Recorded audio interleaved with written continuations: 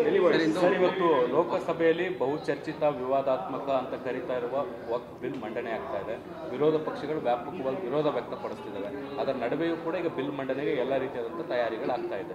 ಸುಮಾರು 1.5 ವರ್ಷದಿಂದ ವಕ್ಫ್ ಬಿಲ್ನ ಪಾರ್ಲಿಮೆಂಟಲ್ಲಿ ಮಂಡನೆ ಮಾಡಿದ ನಂತರ ಜಾಯಿಂಟ್ ಪಾರ್ಲಿಮೆಂಟ್ರಿ ಕಮಿಟಿನಲ್ಲೂ ಸಹ ವಕ್ಫ್ ಬಿಲ್ನ ಚರ್ಚೆ ಆಗಬೇಕು ಅಂತೇಳಿ ಇಡೀ ದೇಶದಾದ್ಯಂತ ವಕ್ಫ್ ಬೋರ್ಡ್ನ joint committee parliamentary committee chairman ಅವರು ಇಡೀ ದೇಶದಲ್ಲಿ ಕರ್ನಾಟಕಕ್ಕೂ ಸಹ ಬಂದಿದ್ದರು. ಬೆಂಗಳೂರಲ್ಲಿ ಮಾತಾಡಲಿಲ್ಲ, ಅವರು ಹೋಗಿ ಬಿಜಾಪುರಕ್ಕೆ ಹೋಗಿದ್ದರು, ಯತ್ನಾಳ್ ಅವರು ಕರೆದರು ಅಂತೇಳಿ ಮಾಡಿ ಭಾಳಷ್ಟು ರಾಜ್ಯಗಳಲ್ಲಿ ಅದರ ವಿರೋಧ ವ್ಯಕ್ತಪಡಿಸಿದ್ದಾರೆ. ನಮ್ಮ ಸಂವಿಧಾನದಲ್ಲಿ ಅನುಚ್ಛೇದ ಆರ್ಟಿಕಲ್ 25 28ವರೆಗೂ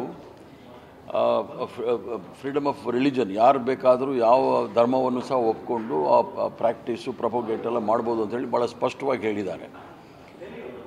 ವಕ್ಫ್ ಬಿಲ್ನ ಥರ ಮೂಲ ಉದ್ದೇಶ ಭಾರತೀಯ ಜನತಾ ಪಾರ್ಟಿಯವರು ಹೇಳ್ತಾ ಇರೋದು ನೋಡಿದ್ರೆ ಯಾವುದೋ ಸುಧಾರಣೆಯನ್ನು ಮಾಡಲಿಕ್ಕೆ ತರ್ತಾ ಇದ್ದೀವಿ ಅಂತ ಹೇಳ್ತಾ ಇದ್ದಾರೆ. ಆದರೆ ಇದು ಸುಧಾರಣೆ ಅಲ್ಲ.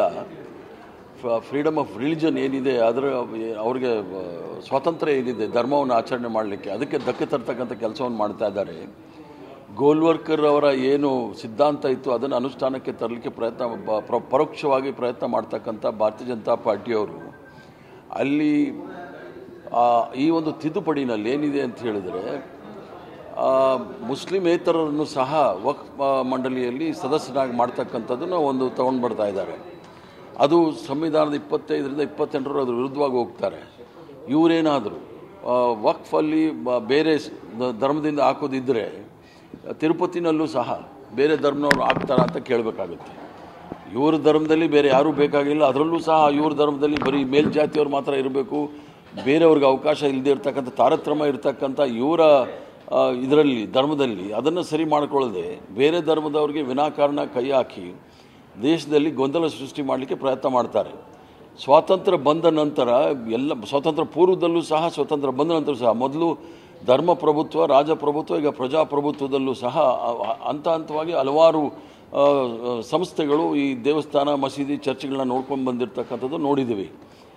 1913ನೇ ಇಸ್ವಿನಲ್ಲಿ ಬ್ರಿಟಿಷರು ಮಾಡಿರ್ತಕ್ಕಂಥ ಈ ವಕ್ಫ್ ಬೋರ್ಡ್ನಲ್ಲಿ ಆ ಮುಸ್ಲಿಮರ ಪ್ರಾಪರ್ಟಿ ಏನಿದೆ, ಅಂದರೆ ಆಸ್ತಿ ಪಾಸ್ತಿ ಏನಿದೆ ಅದನ್ನು ಕಾಪಾಡ್ತಕ್ಕಂಥ ಕೆಲಸ. ವಕ್ಫ್ದು ಕೆಲಸ ಏನು ಅಂತ ಹೇಳಿದರೆ ಅದು ಕೆಲವರು ದಾನ ಮಾಡಿರ್ತಾರೆ, ದೇವರ ಹೆಸರಲ್ಲಿ ದಾನ ಮಾಡಿರ್ತಾರೆ, ಅದನ್ನು ಕಾಪಾಡ್ಕೊಂಡು ಹೋಗಬೇಕು ಅಂಥೇಳಿ ವಕ್ಫ್ ಬೋರ್ಡ್ ಇರ್ತಕ್ಕಂಥದ್ದು. ಅದರಲ್ಲಿ ಹೈಕೋರ್ಟ್ ಜಡ್ಜ್ ಅಪಾಯಿಂಟ್ ಮಾಡ್ತಾರೆ, ಅದರ ಚೇರ್ಮನ್ ಆಗಿ ಮಾಡಿರ್ತಕ್ಕಂಥದ್ದು. ಇವೆಲ್ಲ ಭಾಳ ಸ್ಪಷ್ಟವಾಗಿದೆ. 1913ರಲ್ಲಿ ಡಾಕ್ಟರ್ ಮನಮೋಹನ್ ಸಿಂಗ್ ಇದ್ದವರು ಸಹ ಒಂದು ಕೆಲವು ತಿದ್ದುಪಡಿಗಳನ್ನು ಮಾಡಿ ಅದನ್ನು ಭಾಳ ಸ್ಪಷ್ಟವಾಗಿ ಸರಳೀಕರಣ ಮಾಡಿರ್ತಕ್ಕಂಥದ್ದು ನಾವು ನೋಡಿದ್ವಿ. ಆದರೆ ದೇಶದಲ್ಲಿರ್ತಕ್ಕಂಥ ಭಯಾನಕವಾದ ಸಮಸ್ಯೆಗಳನ್ನು ಬಗೆಹರಿಸಲಿಕ್ಕೆ ಆಗದೇ ಇರತಕ್ಕಂಥ ಇವರು ಈ ಒಂದು ವಿಚಾರವನ್ನು ತೆಗೆದುಕೊಂಡು ದೇಶದ ಗಮನವನ್ನು ಬೇರೆ ಕಡೆ ಸೆಳೆಯಲು ಪ್ರಯತ್ನ ಮಾಡ್ತಾ ಇದ್ದಾರೆ. ಅದು ಮಣಿಪುರ ಇರ್ಬೋದು, ಮಹಾರಾಷ್ಟ್ರದಲ್ಲಿ ಆಗ್ತಕ್ಕಂಥದ್ದು ಇರ್ಬೋದು.